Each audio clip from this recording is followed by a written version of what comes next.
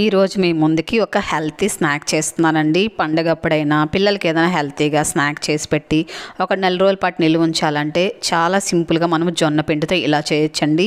జొన్న పిండితో చేస్తే అస్సలు చాలామంది నచ్చరు కదండి, చప్పగా ఉంటాయి, అసలు టేస్ట్ ఉండదండి. ఇలా చేయండి, చాలా టేస్టీగా ఉంటుంది. వీడియో ఎక్కడైనా స్కిప్ చేయకుండా చూడండి. ముందుగా మనము ఒక గిన్నె తీసుకుని అందులో 4 కప్పులు జొన్న పిండి తీసుకోవాలి. అదే కప్పుతో 1 కప్పు బియ్య పిండి తీసుకొని ఇప్పుడు మనము ఏ కప్పుతో బియ్య పిండి జొన్న పిండి తీసుకున్నామో ఆ కప్పుతోనే 1 కప్పు నిండుగా పుట్నాలు తీసుకోవాలండి. ఈ పుట్నాలు వేయడం వల్ల టేస్ట్ అనేది చాలా బాగుంటుంది. ఇప్పుడు మిక్సీ జార్లోకి తీసుకొని బాగా మెత్తగా మిక్సీ పట్టుకోవాలండి. బరక అనేది అస్సలు ఉండకూడదు. కాస్త బరకు ఉన్నట్లయితే మీరు జల్లించి తీసుకోవాలి.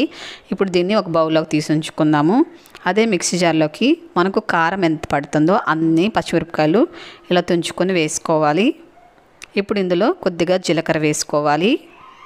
అలాగే ఇందులో వెల్లుల్లి కూడా వేసుకోవాలండి. ఒక 10 వెల్లుల్లి పొట్టు వేసుకొని బాగా మెత్తగా మిక్సీ పట్టుకోవాలండి. కొద్దిగా వాటర్ వేసుకొని ఇప్పుడు దీన్ని పక్కన ఉంచుకుందాము. మనము మిక్సీ పట్టుకున్నాం కదా, పుట్నాల పొడిని వేసుకొని తగినంత సాల్ట్ వేసుకోవాలి. కొద్దిగా పసుపు వేసుకోవాలి. అలాగే కొద్దిగా వాము బాగా ఇలా నలుపుకొని వేసుకోవాలి. అలాగే నువ్వులు అనేది బాగా ఎక్కువ వేసుకోండి, హెల్త్ కూడా చాలా మంచిది, టేస్ట్ కూడా చాలా బాగుంటుంది. ఇందులో కొద్దిగా కారం కూడా వేసుకొని మొత్తం కలిసేలా కలుపుకోవాలి. ఇప్పుడు ఇందులో వేడి చేసుకున్న ఆయిల్ వేసుకోవాలండి. ఒక 3 పెద్ద టేబుల్ స్పూన్లు వేసుకోవాలి. మీరు కావాలంటే బటర్ కానీ నెయ్యి కూడా వేసుకోవచ్చండి. వేడి చేసుకొని వేసుకోవాలి. పిండికి బాగా ఇలా పట్టించుకోవాలి. ఇప్పుడు ఇందులో బాగా మరిగించుకున్న వేడి నీళ్ళు పోసుకోవాలండి. చల్ల నీళ్ళు అస్సలు పోయకండి, బాగా మరిగించుకున్న వేడి నీళ్ళు మట్టుకే పోసుకోవాలి. ఇది జొన్న పిండి కాబట్టి జిగురు అనేది అస్సలు ఉండదండి. కాబట్టి వేడి నీళ్ళు పోసుకున్నారంటే జిగురు అనేది వస్తుంది. మనము ఆయిల్లో వేసినా కూడా అస్సలు విడిపోదండి. ఇప్పుడు ఇందులో మనము మిక్సీ పట్టుకున్న పచ్చిమిర్చి వెల్లుల్లి పేస్ట్ని వేసుకొని మొత్తం కలిసేలా కలుపుకోవాలి. చూడండి, ఇలా బాగా సాఫ్ట్గా కలుపుకోవాలండి. మరి పిండి ఎక్కువ లూజు కలుపుకోకండి, ఇలాగుంటే సరిపోతుంది. చూడండి, చెయ్యి కూడా అంటుకోకుండా వస్తుంది. ఇలా కలుపుకోండి, సరిపోతుంది. ఇప్పుడు మనం ఇలాంటి షేప్లో చేసుకోవాలి. మిగిలిన పైన మూత పెట్టుకొని ఉంచుకోవాలండి.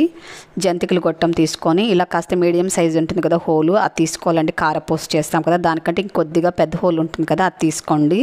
ఇప్పుడు పిండిని ఫిల్ చేసుకొని స్టవ్ పైన ఆయిల్ పెట్టుకొని ఆయిల్ వేడెక్కిన తర్వాత ఇలా మనం జంతికలు వేసుకోవాలి.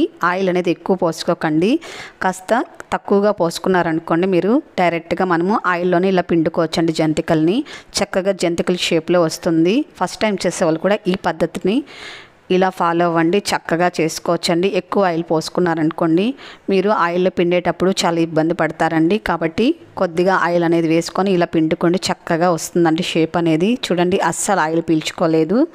చాలా సింపుల్ ప్రాసెస్ అండి. అన్నీ కూడా ఇలా చేసుకొని తీసేసుకుందాము. చాలా తక్కువ ఆయిల్ పీల్చుకుంటుంది, ఆరోగ్యానికి కూడా చాలా మంచిదండి. చాలామంది షుగర్ పేషెంట్స్ కూడా ఉంటారు కదా, అలాంటి వాళ్ళు కూడా ఇలా చేసుకొని తినచ్చండి. స్నాక్గా చాలా బాగుంటుంది. బరువు తగ్గాలి అనుకునే వాళ్ళు కూడా ఇలాంటి స్నాక్ కూడా తినచ్చండి. హెల్త్ కూడా చాలా మంచిది. చూడండి ఎంత చక్కగా మంచి కలర్ వచ్చాయి.